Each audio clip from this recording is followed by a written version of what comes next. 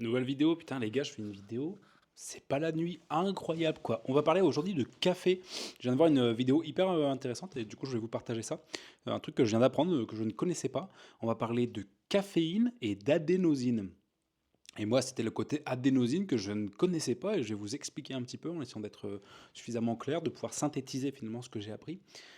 Si vous buvez du café, eh bien sachez que ça va vous fatiguer encore plus. Alors j'avais déjà le fait que boire du café, ça fatiguait plus dans le sens où ça faisait ça forçait le cerveau finalement, l'organisme à travailler plus et qu'on avait une dette finalement de fatigue par rapport au café et que l'organisme devait puiser finalement dans ses réserves pour pouvoir gérer l'action stimulante du café et puis combattre un petit peu cette drogue finalement. Donc il y avait ce côté de fatigue. En plus de ça, que ça enlève, je crois que la caféine déminéralise, et notamment au niveau du magnésium. Et vu qu'on est 80% de la population mondiale carencée en magnésium, boire du café, ça nous carence encore plus en magnésium du coup. Et donc là, adénosine. L'adénosine, c'est une molécule qui est sécrétée naturellement au niveau cérébral, d'accord. Et quand cette molécule, elle a une fonction, c'est celle de dire au cerveau, d'indiquer au cerveau, tu es fatigué, repose-toi, d'accord. Donc c'est vraiment la molécule qui va permettre au cerveau de comprendre que il a travaillé à un moment donné et qu'il faut se reposer, ok. C'est vraiment l'indicateur de il faut se reposer. Et donc dans le cerveau, dans les neurotransmetteurs, la connexion synaptique, c'est le lien entre deux synapses. Le synapse, c'est les bouts de neurones, d'accord. Et donc il va y avoir des neurotransmetteurs, donc ce sont des messagers chimiques qui vont communiquer entre les deux synapses, ok, dans l'espace synaptique entre les deux. Si vous ne connaissez pas, vous regardez sur ChatGPT ou vous regardez sur Internet, c'est très très clair, il y a des petits schémas et tout. Donc bref, on va avoir des récepteurs à adénosine. Et ces récepteurs à adénosine, quand la molécule d'adénosine se fixe dessus, sur les récepteurs, et ça indique il faut se reposer. D'accord. C'est ralenti, repose-toi, c'est la pression du sommeil. C'est ce qui va nous faire qu'on a envie de dormir, on a envie de dormir, on a envie de dormir. La caféine, elle est très similaire d'un point de vue structurel, très similaire à l'adénosine. Donc ce qui fait que la caféine, elle va se fixer sur les récepteurs d'adénosine. Okay. Donc une fois que le récepteur il est bouché par une molécule de caféine, la molécule d'adénosine ne peut pas rentrer dans ce récepteur-là parce qu'il est déjà pris. Okay.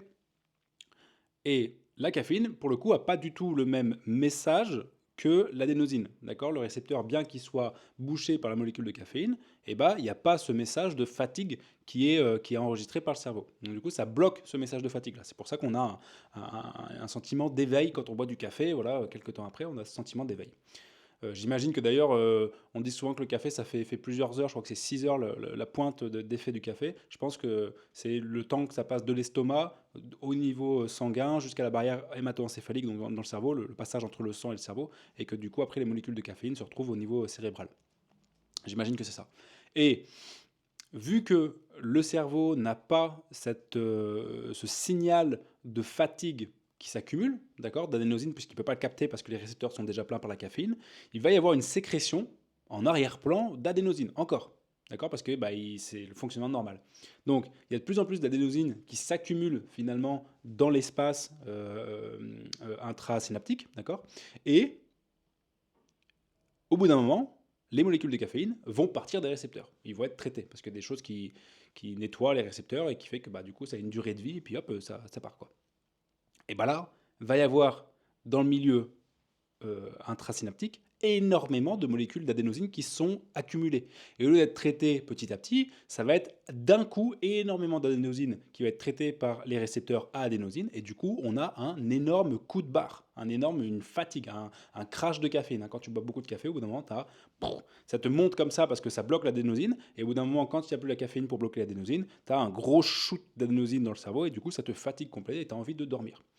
Donc ça, c'est le premier effet de ce côté un peu montagne russe. Et donc du coup, ce que tu fais, c'est que tu bois un café comme ça pour te monter, tu as le pic, donc tu vas faire quoi? Tu vas reboire un café, donc ça va resécréter de l'adénosine derrière, donc tu vas avoir encore un plus gros pic, et ainsi de suite, et tu vas boire du café, tu vas faire comme ça, ton énergie, elle va faire comme ça. Et en plus de ça, le cerveau a une accoutumance, d'accord. Comme tout, il va être beaucoup moins sensible à la caféine et il va augmenter le nombre de récepteurs à l'adénosine puisqu'il n'en capte pas assez et il va augmenter également la production d'adénosine puisque il en capte plus parce qu'il y a de la caféine. Donc ce qui fait qu'en fait, tu vas avoir des doses d'adénosine de plus en plus élevées de plus en plus de récepteurs à l'adénosine, ce qui fait que quand tu vas avoir ces pics comme ça de caféine et ensuite ces crashs d'adénosine, et ben là tu vas avoir des crashs de plus en plus violents et au final tu vas être de plus en plus fatigué alors que tu vas boire de plus en plus de café parce que le café va être de moins en moins efficace. Parce que le cerveau s'habitue aux doses de caféine comme il s'habitue aux doses de n'importe quelle drogue. Du coup, tu vas avoir moins d'effet avec le café, donc tu vas boire plus de café, tu vas avoir plus de sécrétion d'adénosine, donc du coup, tu vas être plus fatigué de manière brutale et de manière, sur le long, enfin, de manière en moyenne, quoi, tu vois en fond, tu vas être beaucoup plus fatigué. Et du coup, tu vas avoir une énergie qui va faire comme ça en permanence. Et moi, je bois pas beaucoup de café. J'en bois de temps en temps. Je dirais une fois tous les 2-3 jours, je bois un café parce que vraiment, j'apprécie le goût et je trouve ça très chouette comme goût, comme sensation, comme expérience, quoi. Et j'en bois pas beaucoup. Un café, peut-être 2 cafés par jour et je sens tout de suite les effets. Et, euh, du coup, si tu bois des cafés tous les jours, et ben en fait, tu es dans ce cycle-là, quoi. Tu es dans ce cycle-là. Donc du coup, bah, réduis peut-être le café, fais en sorte de ne pas en boire beaucoup dans la journée ou de ne pas en boire tout de suite à ton réveil, parce que justement, ça te dérègle complètement ton cycle de fatigue et de d'éveil, quoi. Parce que justement, avec ce lien avec l'adénosine. Donc moi, je connaissais pas cette adénosine-là, j'ai découvert ça, et je trouve que c'est trop cool de pouvoir mettre des fonctionnements neuronaux, physiologiques anatomique sur des comportements qui se passent pour nous. Le café ne donne pas d'énergie, il fatigue l'organisme pour traiter cette caféine, il fatigue l'organisme parce qu'il déminéralise également, et en plus de ça, il fait accumuler des taux d'adénosine qui sont pas normaux, et du coup, bah, on a une fatigue constante. Donc moi je suis très content, j'avais remplacé le café par de la chicorée ou du déca, même si c'est pas génial parce qu'il le traite avec des solvants pour que la caféine elle fasse pas effet, tout ça machin, mais de la chicorée, ouais, ouais, voilà. Moi, je vois de la chicorée pour le coup. Mais voilà, je trouve ça trop cool. J'espère que cette vidéo va t'aider, en tout cas à comprendre pourquoi est-ce que le café, il faut peut-être pas en boire des quantités énormes, peut-être pas tous les jours, justement pour pas s'habituer à avoir ces gros crashs là. Donc moi je me rappelle, hein, effectivement, là tu vois j'ai bu un café là, et je pense que dans l'après-midi, du coup, je vais avoir un gros crash d'énergie, alors que vu que je suis en régime carnivore, moi j'ai une énergie qui est quand même plutôt stable sur la journée, sauf en fin de journée où là je suis fatigué, mais sinon c'est plutôt stable. Et avec le café, bah, justement, ça a plus tendance à faire ça. Voilà pour cette vidéo. Si t'as kiffé, on se voit demain pour la prochaine vidéo. Prends soin de toi. Ciao.